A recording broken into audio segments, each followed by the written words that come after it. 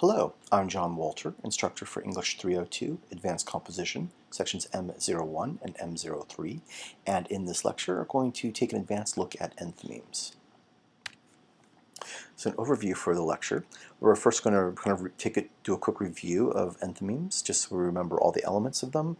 Then we're going to take a more advanced look at unstated assumptions. We've talked about unstated assumptions back in week 1, and the handout on enthymemes talks about how to find the unstated assumption.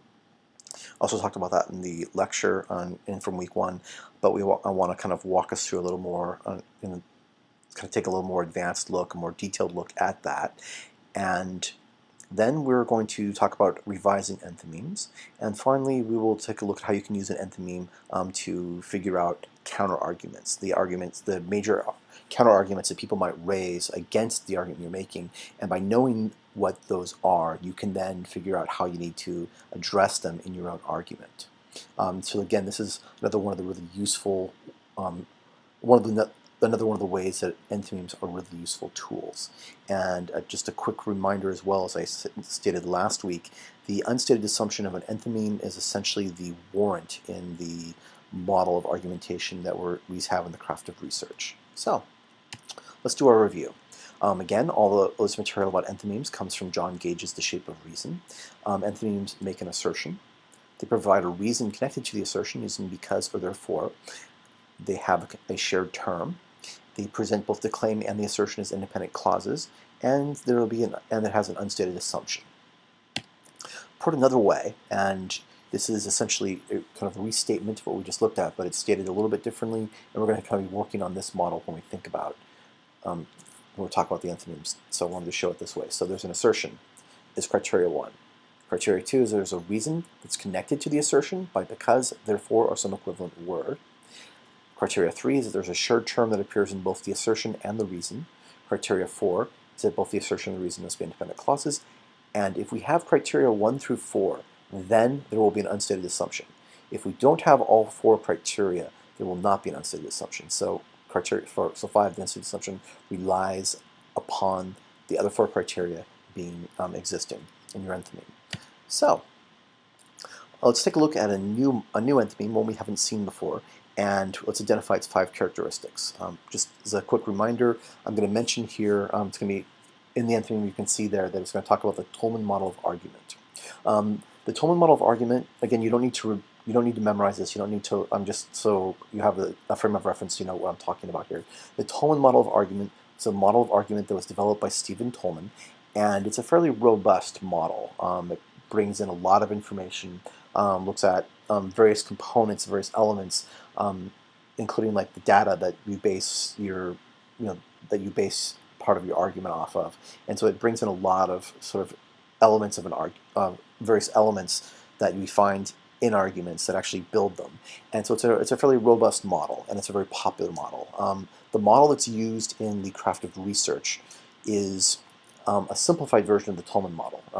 As you'll see when we get further on in the book, we haven't seen their full model that Booth, Williams, and Cullum are going to present to us. But even their most full model that we get in the craft of research is actually a simplified version of Tolman. And what's important to know about this as well is that so the Tolman model is also essentially based on the enthymeme. The enthymeme sort of starts at it's kind of like the core of the Tolman model, and then Tolman just added identified a number of more additional elements and put them into his model. And so the enthymeme is sort of has both the Tolman model and the model we get in the craft of research. The enthymeme is sort of at the core of them, the claim and the reason and the unstated assumption, the claim, the assertion, and the warrant are all the same there. So if we take a look at this enthymeme, the Tolman model of argument is a more effective tool than the enthymeme because it offers a more comprehensive understanding of how argument works. Okay, so let's identify the criteria there. We have an assertion. The Tolman model of argument is a more effective tool than the enthymeme. We have a reason. It offers a more comprehensive understanding of how argument works. We can see there that both of those are complete sentences. They're independent clauses. And if we go back and take a look, is the reason connected to the assertion with because or therefore? The answer is yes. The Tolman model of argument is a more effective tool than the enthymeme because it offers a more comprehensive understanding of how our argument works. So we have an assertion, we have a reason. The reason is connected to the assertion using the word because. So those three criteria exist. Criteria 4, is there a shared term? And the answer to that is yes. The shared term is argument and it. Now I want to stop and explain how we got to this. It's the Tolman model of argument, and it are the shared term. And one thing to look at here is that we have the Tolman model of argument is if we look at the assertion, the Tolman model of argument is a more effective tool than the enthymeme. Why is it the whole Tolman model of argument is the shared term? If you actually think about that, the Tolman model of argument is the subject of this sentence. Because we can find that out by going, so what is a more effective tool than the enthymeme? The Tolman model of argument. And it, as a pronoun, refers to something. It offers more comprehensive understanding of how argument works. And so we think, okay, so there's an it there. The it we think is referring back to the Tolman model, and if it is the pronoun that represents the Tolman model, then it's a shared term. How we can figure that out is actually by replacing it with what we think it is standing in for. So we could say we could also write the reason as the Tolman model of argument offers a more comprehensive understanding of how argument works. Okay, so yeah, so the Tolman model of argument, the full thing there, it offers a more comprehensive understanding. The Tolman offers a more comprehensive. The Tolman is not, Tolman is just a name, but in the Tolman we could be referring to Stephen Tolman himself, or someone else has named a Tolman. I could name my cat the Tolman, or we could have an object called the Tolman. So it's the Tolman model of argument is what we have here as what it is referring to, and so that's the shared term. So we have an assertion, we have a reason connected to the assertion with the word because. They're both independent clauses, and they're both complete sentences, and we have the shared term, the Tolman model of argument, and it. So there should be an unstated assumption. What is that unstated assumption? How do we figure that out? We could kind of guess. We could sit there and look at it. We could try to figure out and guess. But we have a more effective way of doing that. If you have your enthymeme written properly, then what you can do to find an unstated assumption, and again, this is in the handout from the first week, so you can refer to that. And I'm going to walk us through how to find an unstated assumption in a couple of different enthymemes. What you could do is you could actually get the slides from this lecture. You could grab your handout from the first week, and you could look at this section, and you can actually sort of follow through to see what I've done to get a better understanding of this. If the lecture, me kind of talking about it here in the lecture is a little confusing, grab the slides, grab the handout, and then look at what I've actually done, so you can see, you can like, okay, I'm supposed to do this. It's done happen there, and you'll see here in a second what I'm talking about. So, define the unstated assumption. You want to cross out the shared terms and replace them with something generic. Something, someone, etc. In the case of the enthymeme we were looking at here, the Tolman model of argument and it, those are shared terms, we could use something, or we could use model. If you're not sure, because the idea here is that model is a generic term. Models, is a generic concept. The Tolman model of argument is a specific concept. If you're not sure about how to figure to whether or not using the word model would be generic enough, you can always just go with something or someone. You can't go wrong using those two words. And then, so we want to replace the shared term in both the claim, both the assertion and the reason. You want to make sure that you replace it in both of them with your generic term.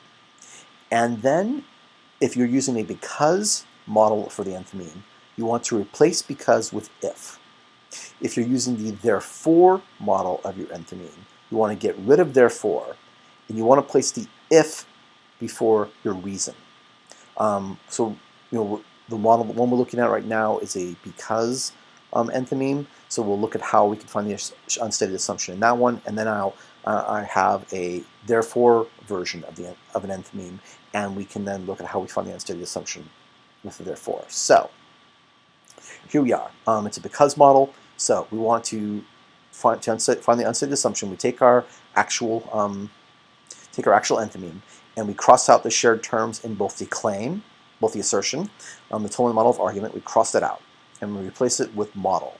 But because it's a model, because it's a generic, we do a model, we could also have this as just something.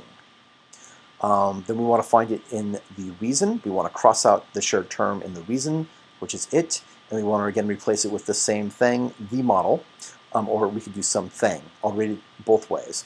And if the second part we want, because it's a because model enthymeme, we want to cross out the because.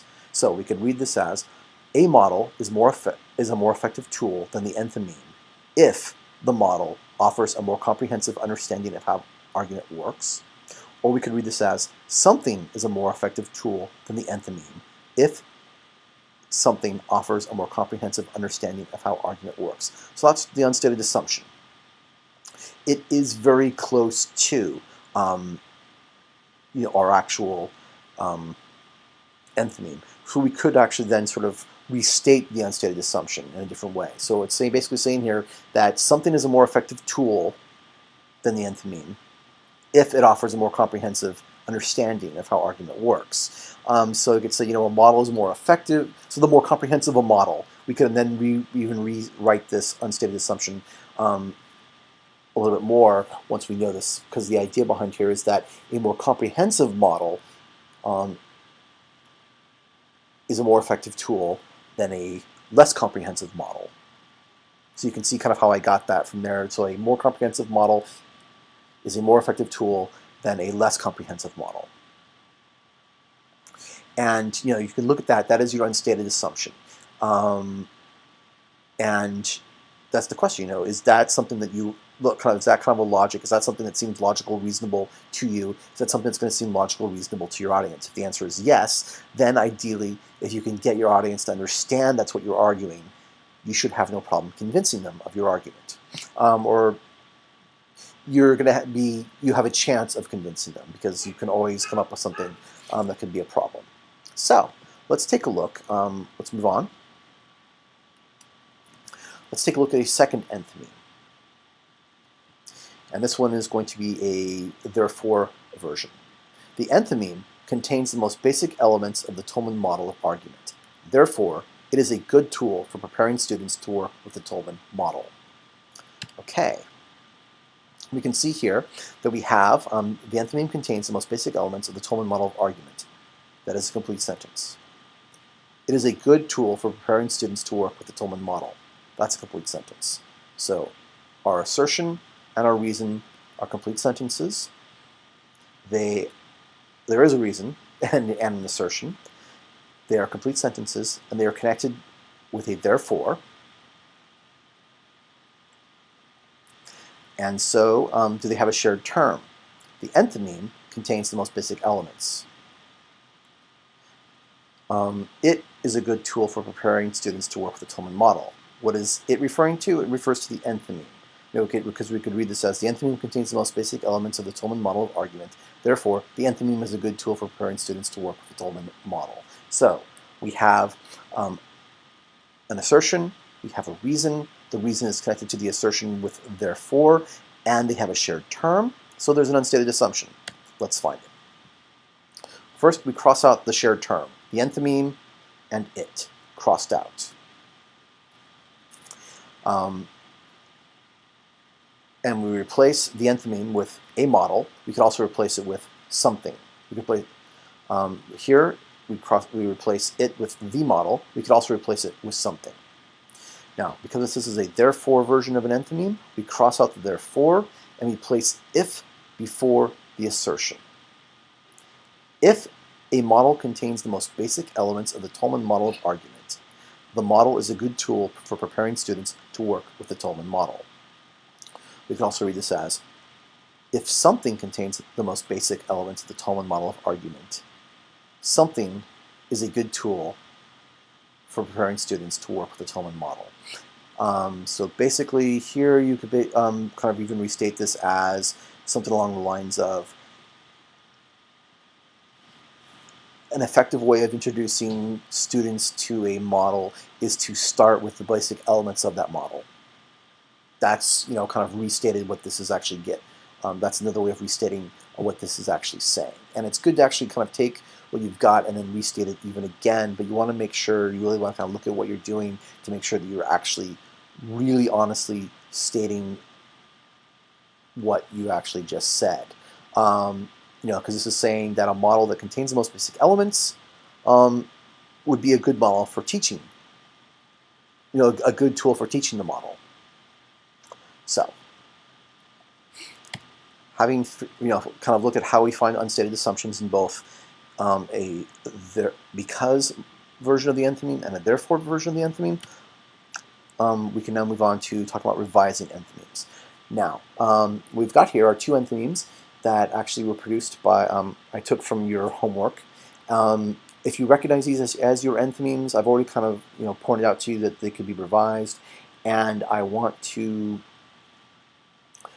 just note here that these are actually, I picked these not to sort of pick on anyone or make anyone feel bad. Please, if I use your own writing as an example, it's because your writing actually works as a really good example, either as a really good example of what I'm looking for or a really good example of a common problem. And both of these are really good examples of common problems. And I want to stress, as I've said to a number of you already, enthymemes are hard. Writing good enthymemes is really hard. It took me a while to write them, and if I'm not really paying attention, if I'm really not focused, I can write a sloppy enthymeme. I can still write a sloppy enthymeme, and actually, for the suggested revision for this number 2 that I kind of sent off, I looked at it again and I realized that's actually a sloppy. So even my enthymeme I wrote as an example of rewriting an enthymeme was not a good enthymeme. It takes time to learn how to write good enthymemes. Sometimes you can write a good enthymeme from the start. Sometimes, and some enthymemes are just easy to write and they'll come naturally, come very quickly. Some enthymemes will take a while to actually write well, and sometimes you have to sort of write it, then step away from it, then come back and look at it and like, is that really what I'm trying to do? And that's just, I just want to point this out because looking at these these are actually common problems that all of you are going to have at some point if you work really work with enthymemes. They're common problems that I can still make if I'm not really paying attention to what I'm doing. So, having said that, let's actually take a look at how we might revise first, why these enthymemes, figure out why they need to be revised, and then talk about how we might revise them. So let's take a look at the first enthymeme here. We have the CIA's interrogation techniques are not effective because CIA does not fully embrace the ideas of social relationships and active listening, and instead breaks ethical conduct. Okay, do we have an assertion? The CIA's interrogation techniques are not effective. Right there, we have an assertion. Do we have a reason? Yes, we do. The reason. And actually what we can just copy and paste these. You can leave yourself a blank assertion, a blank reason, blank shared term, blank independent clause, yes, no, blank unstated assumption, and copy them in. So the reason, the CIA does not fully embrace the ideas of social relationships and active listening, and instead breaks ethical conduct. Are these both independent clauses? Yes, they are. Is there a shared term? I want to stop here, and I want to ask you, is there a shared term? Pause. Pause the video, pause the lecture for a minute, and take a look at this. Does the assertion and the reason have a shared term? Try to figure it out. If you think you might know the answer, you start up again, or if you kind of are not sure, spend a couple minutes, try to figure out if there is a shared term, and then you start up again, and I'll explain to you whether or not it does.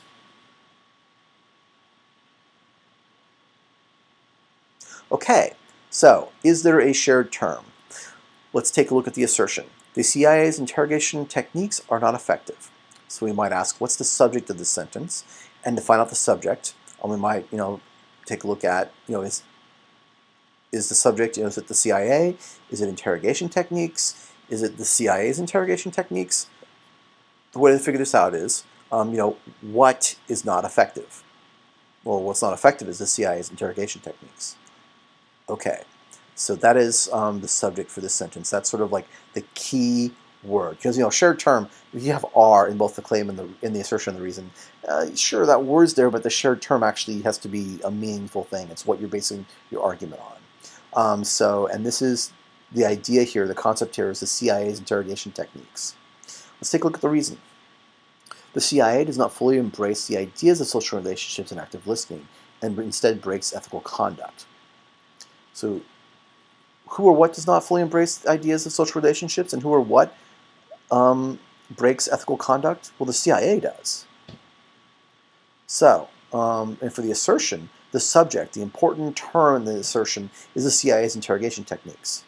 The important term here in the reason is the CIA. And the CIA and the CIA's interrogation techniques, well, CIA is in both of those sentences. They're not shared terms. They're not shared terms because they're talking about two different things. One is talking about the interrogation techniques the CIA uses. That's the focus. The other is just talking about the CIA itself. And so these are effectively not shared terms in any meaningful way in terms of how an enthymeme works, because it's talking about two different things rather than the same thing in both the claim, in both the assertion and the reason. Now, again, this is an incredibly common mistake, and actually, again, if I'm being sloppy, if I'm not being careful, I make this mistake too. So this is one of the most common downfalls, because you think, hey, I've got the CIA in both of them, shared term, good to go. Except we're not talking about the same thing in the assertion and the reason. It needs to be, kind of what you're talking about. And so we don't have a shared term, so we're not going to have an unstated assumption. So what we need to do is we need to revise this enthymeme so that we have a shared term. So let's actually copy and paste the original enthymeme, and let's bring it back here to the revised enthymeme, and let's take a look at what we can do. So we know that we need to have the CIA's interrogation techniques are not effective. So can we just take the CIA's interrogation techniques and drop it here? Let's find out. The CIA's interrogation techniques are not effective because CIA's interrogation techniques does not fully embrace the ideas of social relationship and active listening. Instead, breaks ethical conduct. Kind of. But we kind of want to rewrite this even more. So the CIA's interrogation techniques are not effective because they, do not. So we could also write they, or we could keep. So I'll put they just in parentheses here. Do not fully embrace the ideas of social relationships and active listening, and instead break ethical conduct. So we've kind of revised this. So we can say here is our assertion, and we want to put a period there so it's a complete sentence. And then let's find the because. There's the because, so we grab after the because, and we can go like that and drop that into the reason. And let's actually use they as our subject, because they as a pronoun is referring to the CIA's interrogation techniques, and we have a period. So assertion: the CIA's interrogation techniques are not effective. Period. That is a complete sentence. They do not fully embrace the ideas of social relationships and active listening, and instead break ethical conduct. Okay, that's a complete sentence. So, is the assertion connected to the reason by because or therefore? Yes, they are. Yes, it is. So, what's the shared term?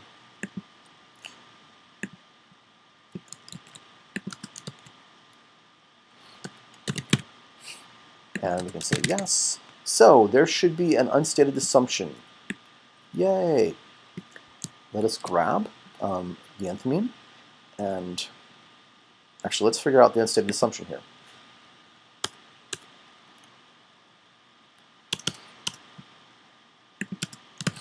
Process it, put that in, and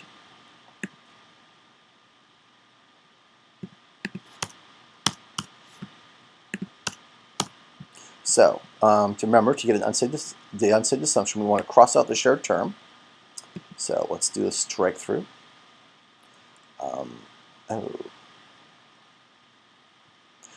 I actually got rid of my formatting tool ribbon here to give us more room, so I need that. Let's see, there's a strike through. And then we want to go for they.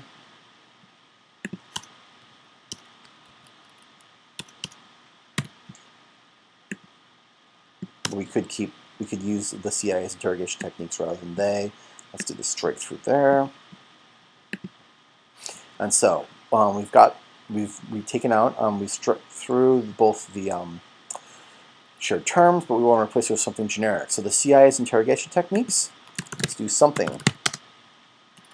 And we need to rewrite that as an is, just because something is not effective, because something does. So, but also we want to cross out because it's a because, and you do that. It's a because model, and you cross out because. That's the second step. So something is not effective, and we actually also replace because with if. So something is not effective if something does not fully embrace the ideals of social relationships and active listening, and instead breaks ethical conduct. Okay, so that is our unstated assumption there. Something is not effective if something does not fully embrace the ideas of social relationships and active listening, and instead breaks ethical conduct. Okay, so let's take a look at the second enthymeme. Actively listening to someone is less stressful than accusing them. Therefore, active listening makes for a better interrogation method for professionals looking to extract information. Do we have an assertion? Let's see. I think the assertion is this. The assertion is this, actually. I should say it is. So, actively listening to someone is less stressful than accusing them. We have the assertion. We have, and it is a complete sentence. It's an independent clause. So, we therefore find therefore. So after the therefore is going to be the reason. Let's make that a capital. So our reason, active listening makes for a better interrogation method for professionals looking to extract information. So that is our reason, and it is also a complete sentence. So we have two independent clauses. Yay. Now the question is, do we have a shared term in the assertion and the reason? Again, why don't you pause the lecture for a moment and take a look, try to figure out if we have a shared term here or not. And once you think you have the answer, or if you just really don't know, start up again and I'll talk us through it. Okay, so to find out if we have a shared term, we've got actively listening and active listening. You might ask, are those shared terms? But first we should actually start by figuring out what might be the idea we're dealing with here. So actively listening to someone is less stressful than accusing them. What is less stressful than accusing someone? Actively listening to them. Okay, so that is actually our important term here. And the reason, active listening makes for a better interrogation method for professionals looking to extract information. What makes for a better method? Active listening makes for a better method. Okay, so we know that actively listening and active listening are our two terms that we're dealing with here. Are they the same thing? No, actually they're not. Actively listening to someone is not the same thing as active listening.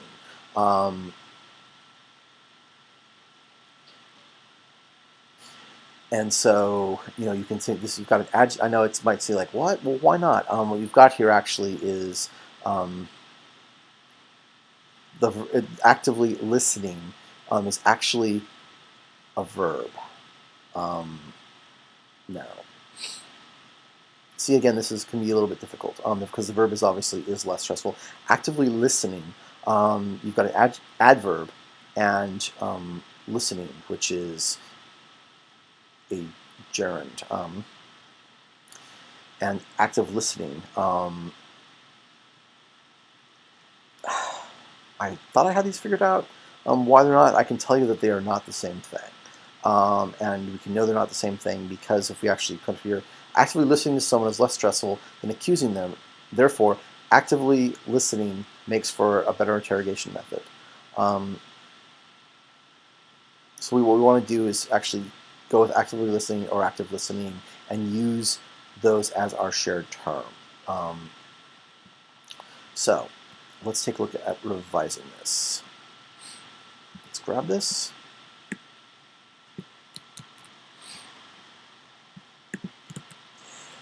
And this may seem kind of esoteric, but it's actually, you want to really be precise in this. So, because actively listening is not the same thing as active listening. They're very much related, but they're not exactly the same thing. So let's go with active listening.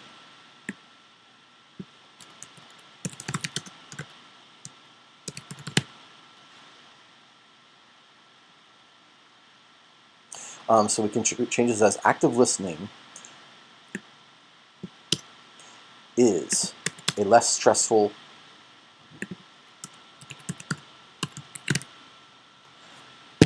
than accusing. Now you can see this is how we know that they are not the equivalent, because we actually have to revise this sentence to make it sort of work. Active listening is a less successful technique than accusing. Active listening is a less stressful technique than accusing. Therefore, active listening makes for a better interrogation method for professionals looking to extract information. So, what is our claim, or our assertion here? It is that. What is our reason? It is that. And are the independent clauses? Active listening is a less stressful technique than accusing. Yes. Is there a shared term? Yes, the shared term is active listening. And again, if those were the, I'm blanking on how they don't work, but you can see they don't work because you can't actually, we couldn't just drop the two in there. We actually had to completely rewrite the assertion to make active listening work in the sentence. And therefore, they're not, they weren't shared terms. And we would have done the same thing if we had chosen actively listening and tried to drop that into the reason. And so they don't work as shared terms. But now we've got using active listening for both, so we do have a shared term, so we should have an unstated assumption. Let us grab our enthymeme, which is a valid enthymeme, because it meets all the criteria. It has an assertion, it has a reason.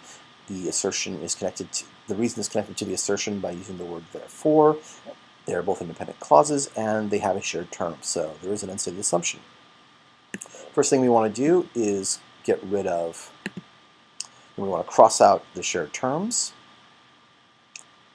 And active listening, there we go, in the reason, we want to cross that out. And this is and then we want to replace them with a generic. So something is less stressful, is a less stressful technique than accusing. Therefore, something makes for a better interrogation method. Now, this is a therefore model, and so what we want to do is we want to get rid of the therefore entirely, and we want to put if before our assertion. If something is a less stressful technique than accusing, something makes for a better interrogation method for professionals looking to extract information. So that is the unstated assumption in its sort of most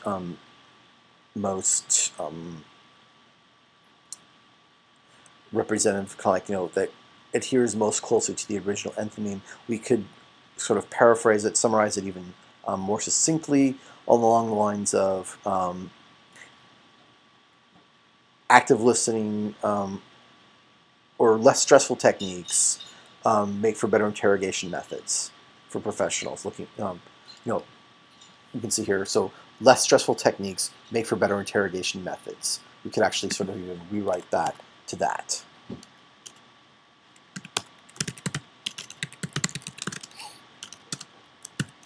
Revise unstated assumption. No, it's actually because we want to go so.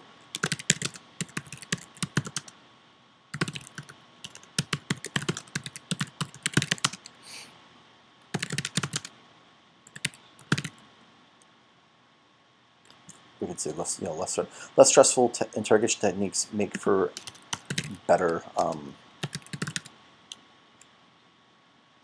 less stressful interrogation techniques are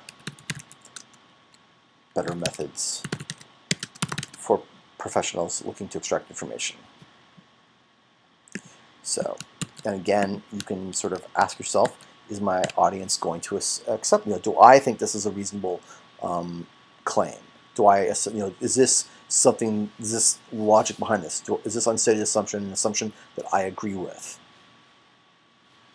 And if you agree with it, then you're good to go. Sometimes you actually will find out that that you do not agree with your unstated assumption. If you don't, then obviously you know that you're making the wrong argument, that you're so you need to figure out how to make an argument that you agree with, you agree with the assumption of. And so if you agree with the unstated assumption of your argument, then with your enthymeme, then you want to ask yourself, is my audience accept my unstated assumption? And if your audience doesn't accept your unstated assumption, you have to ask yourself, what kind of chain of arguments can I make to make my audience accept my unstated assumption?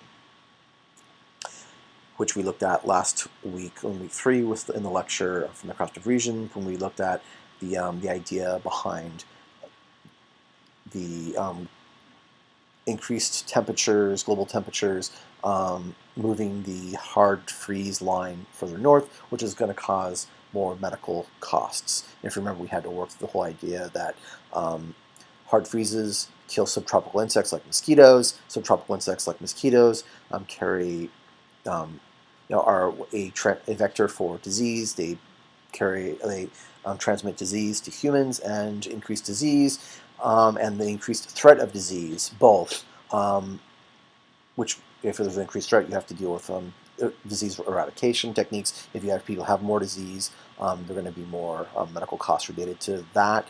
And if the territory of the mosquito expands because they're not being killed off by hard freezes, that means more people are at risk, and more people will get disease. And if fewer mosquitoes die every year from the freezes, that means there's a larger population of mosquitoes and other subtropical insects, which means more disease. And so you can see, if you again, as you remember from last lecture, if you work through all that logic, then your audience might be like, oh yeah, okay, I get what you're saying here. That makes sense. So that's why you want to figure out what your unstated assumption is. You want to figure out what your warrant is. Okay, now, having kind of walked you through these revisions, I want to come back to looking at them. Here's the two originals again.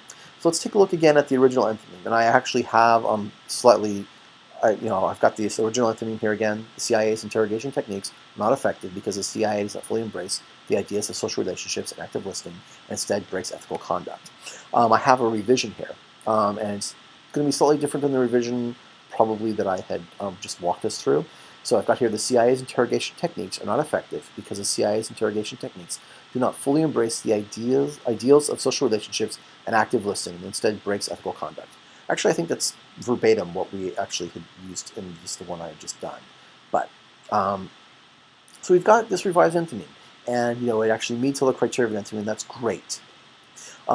Sometimes it's really good though to step back from your enthymeme if you want, because remember, one of the things you want to do is make your enthymeme as precise as you can. So we might ask, why is it a problem if interrogation techniques don't fully embrace active listening?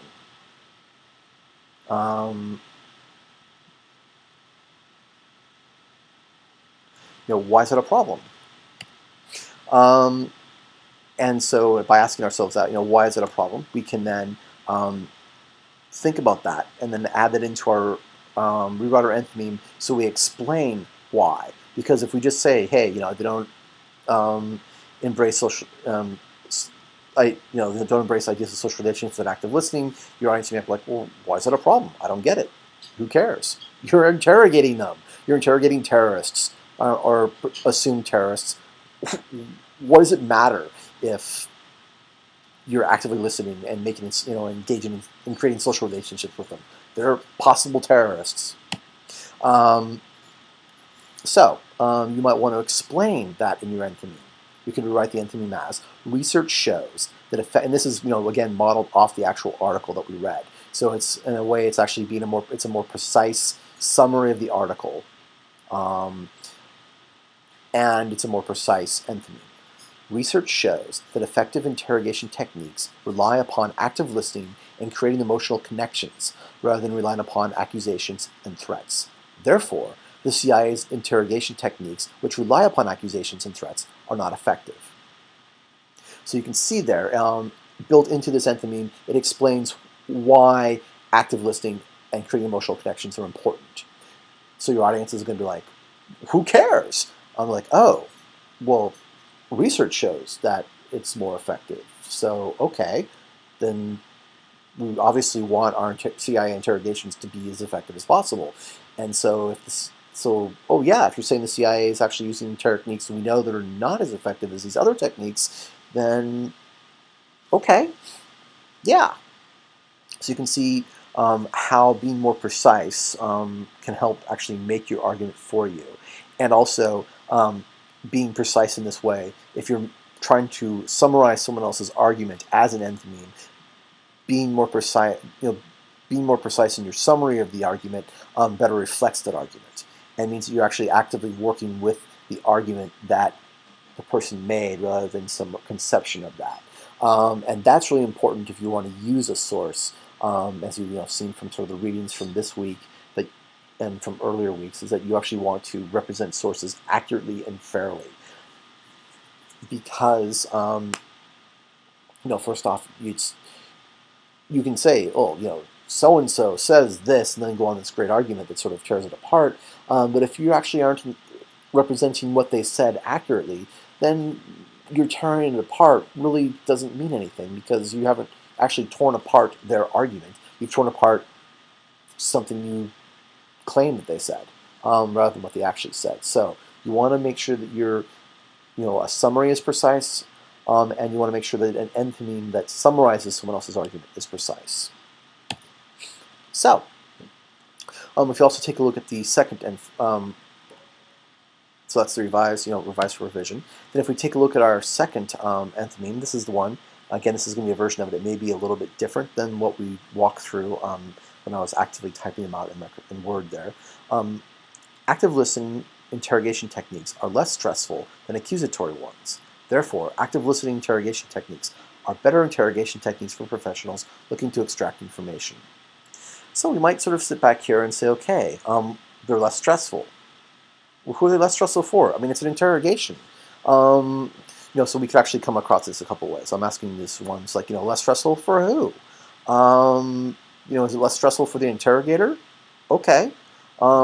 Is that really important? Does the interrogator really need to be relaxed while they're interrogating someone?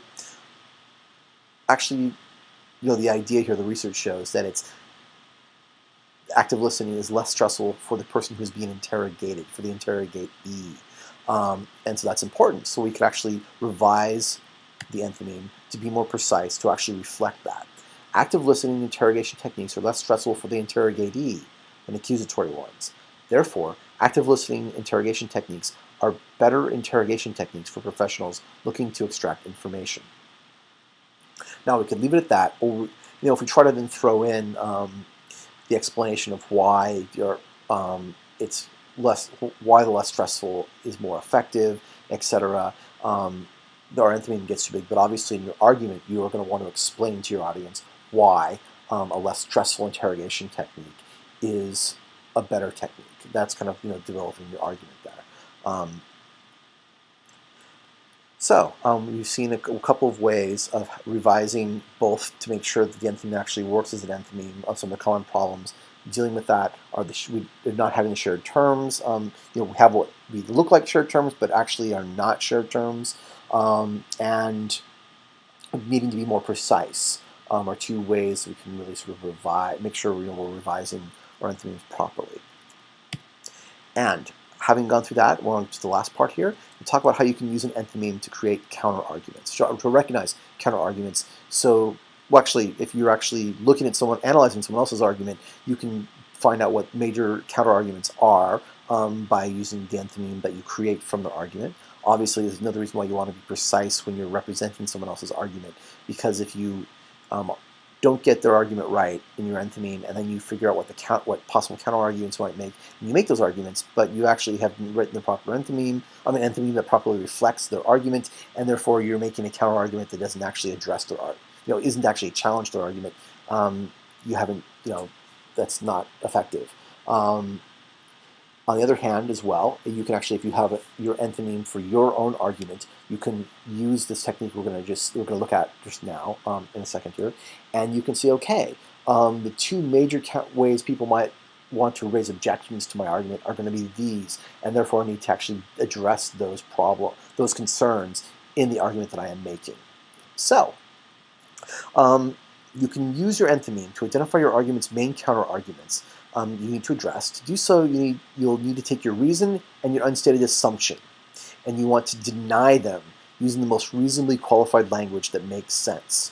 Okay, so this is another reason why you want to find your unstated assumption, not just so you know what your logic is based on, kind of logic behind your argument is, and whether or not you agree with it, whether or not you think your audience will agree with it. You also can use your unstated assumption and your reason to determine what are the major counter arguments that the major objections people might raise against the argument you're making, or that you can use to raise counter arguments against someone else's argument. So, but what is this idea of denying them and using the most reasonably qualified language? We'll take a look at that now. So, if we go back to this original enthymeme we looked at earlier today, and earlier in this lecture, the Tolman model of argument is a more effective tool than the enthymeme because it offers a more comprehensive understanding of how argument works. Denial of reason. So, how we deny the reason. The reason again is the Tolman model of argument is a more effective tool than the enthymeme. So, how we deny this? The Tolman model of argument is not a more effective tool than the enthymeme.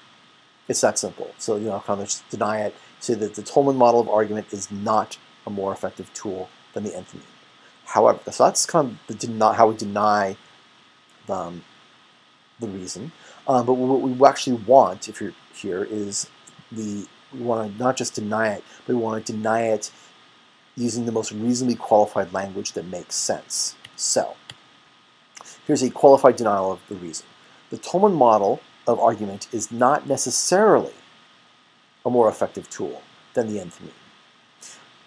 So, someone might say, hey, the Tolman model is not, the Tolman model of argument is not necessarily a more effective tool than the enthymeme. They might give reasons for that. So you want to think about how the Tolman model might not necessarily be the most effective tool, and probably those reasons are going to rely on how it's being used. We could say a sledgehammer is a more effective tool than a ball-peen hammer. If you've ever seen a ball-peen hammer, they're very small, that kind of very narrow. It looks kind of like a pickaxe, like a hand pickaxe with two ends, but they're blunt at the sides and actually use like a ball-peen hammer to hammer nails in a windowsill. So like if you're kind of framing a window and putting in the window stuff, obviously you want a very small, gentle hammer. Because you're dealing, if you hit too hard, you're going to break the glass. And so you want something that's very small. It basically just has a big enough surface to hit the head of the nail, and you want it to be something that's kind of lightweight so you can easily control it, and it's not going to, basically reduce the chance of breaking glass. So you can say, the sledgehammer is a more effective tool than the ball-peen hammer. That depends on your context. So the same thing here. You recognize that someone's saying, well, the Tolman model argument may not necessarily be a more effective tool than the enthymeme, and it's going to be based on context. So as you're thinking about your argument, the counter argument is basically just the qualified denial of reason. You'll see here it's restated exactly the same thing. So you can think about this. Okay, so if that's going to be my counter argument, why is that going to be the problem? The problem is probably because we're talking about a tool, and a tool being effective. Tools are effective based on context.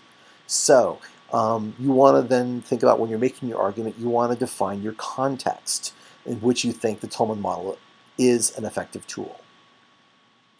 And you might think of ways in which it's not an effective tool, and you might even want to acknowledge that. So you can say, yeah, in this context, in this context, in this context, the Tolman model is not a more effective tool than the enthymeme, But I'm not talking about those contexts. I'm talking about this context, and in this context, the Tolman model is a more effective tool than the enthymeme. And see, that's how you use this idea here of denying your reason, having a qualified denial of your reason to figure out what the counterargument might be. So let's take a look at the denial of the unstated assumption. A model is not necessarily a more effective tool than the enthymeme if the model offers a more comprehensive understanding of how the argument works. So that's our unstated assumption we got back early on. I forgot to actually cross out the it there and put in model.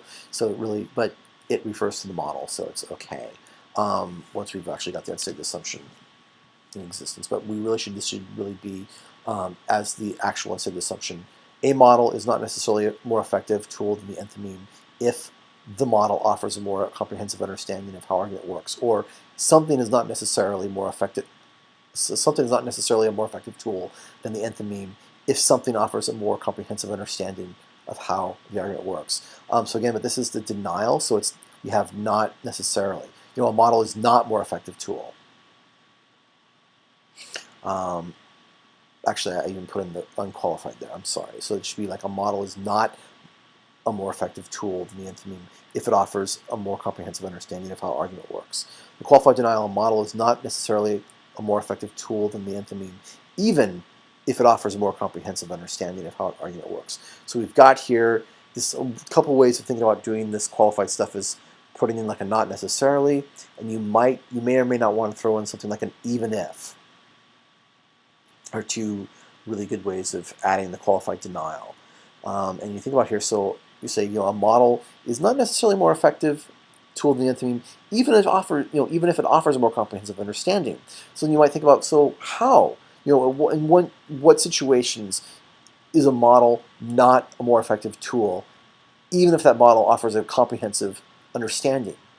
And the answer might be, well, when you're introducing it to people for the first time, if I take the full Tolman model, even as I said, even Williams, Booth, and Cullum don't offer us the full.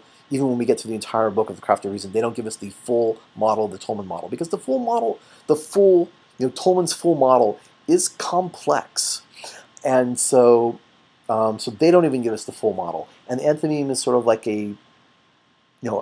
just the core idea of that, because again, the Tolman is based off the enthymeme. And so you might think about, well, when a model might not, a comprehensive model might not be the most effective tool to use when you're actually introducing the concept for the first time. To give this another example of this, when I was undergrad, first year undergraduate, I was actually a creative writing biochemistry double major. I dropped the biochem at some point. I took a lot of science, but I couldn't do the math. I actually was like an advanced astrophysics class and was the first student with a bunch of physics majors to understand the concepts of relativity, special and general relativity, and the professor was like thrilled, and the rest of the physics majors was like, what? And then after they all got it, the professor said, started writing the equations up on the board, and he turned to me and said, don't worry, you don't have to understand the math, because we had talked and he knew I didn't understand math. And so I had to drop the science part. But what I'm getting here is that when I was a first-year student, I actually took honors general chemistry as an undergraduate, and we found out the TAs the TAs for the labs referred to honors general chemistry as the little lie, and they referred to general chemistry as the big lie. And the reasons why they called general chemistry and honors general chemistry the big lie and the little lie is that the chemistry you get introduced to, those of you who are chemistry majors and are taking some advanced classes will start to recognize this. What they actually get taught in first-year chemistry classes is an approximation of how chemistry actually works. It's not actually how chemistry works, because how chemistry actually really is really complex. And you have to kind of grasp some basic concepts and get a basic understanding and stuff before you can actually understand the full-blown nuanced aspects of it. And so this is that idea that a full-blown comprehensive model is not necessarily an effective tool if you're trying to introduce a concept to someone for the first time. And so again, you can see here this qualified denial of the unstated assumption. A model is not necessarily a more effective tool than the enthymeme, even if it offers a more comprehensive understanding of how an argument works. That is your counter-argument based on the unstated assumption. And so you, as someone who is working with this, need to sit back and think, well, when might a comprehensive model not be an effective tool? And you want to figure out when that is, and then sort of, as you make your argument, make sure that you are actually dealing with the instance in which it is the effective tool to use the more effective to use the comprehensive model, and then maybe sort of acknowledge in this instance, in this case, in this case, in this case, in this case, no, it may not be the most effective tool, but I am talking about this specific case, this specific situation, and in this specific situation, using the most comprehensive model available, or using a more comprehensive model, is a more effective tool. So you can see how using both the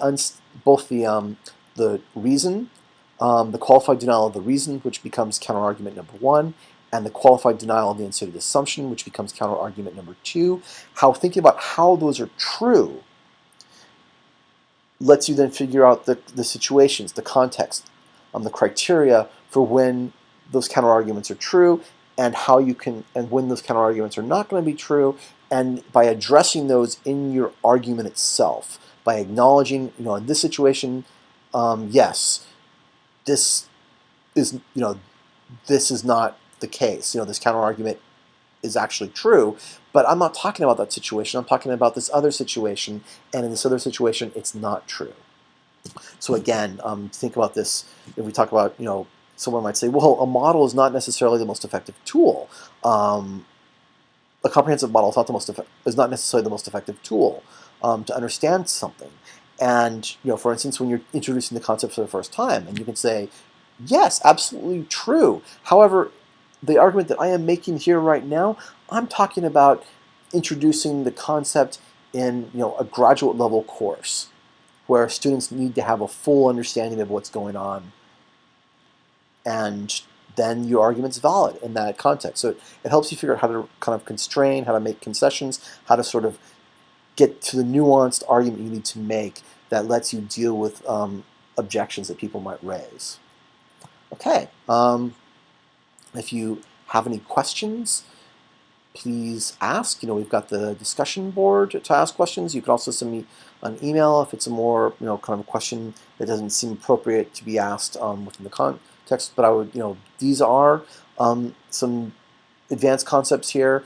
They're, you may have questions. I fully expect someone to have questions. So please make use of the discussion boards, the general discussion board for this week, or the general discussion board, and ask questions about this lecture if you need to. Thank you.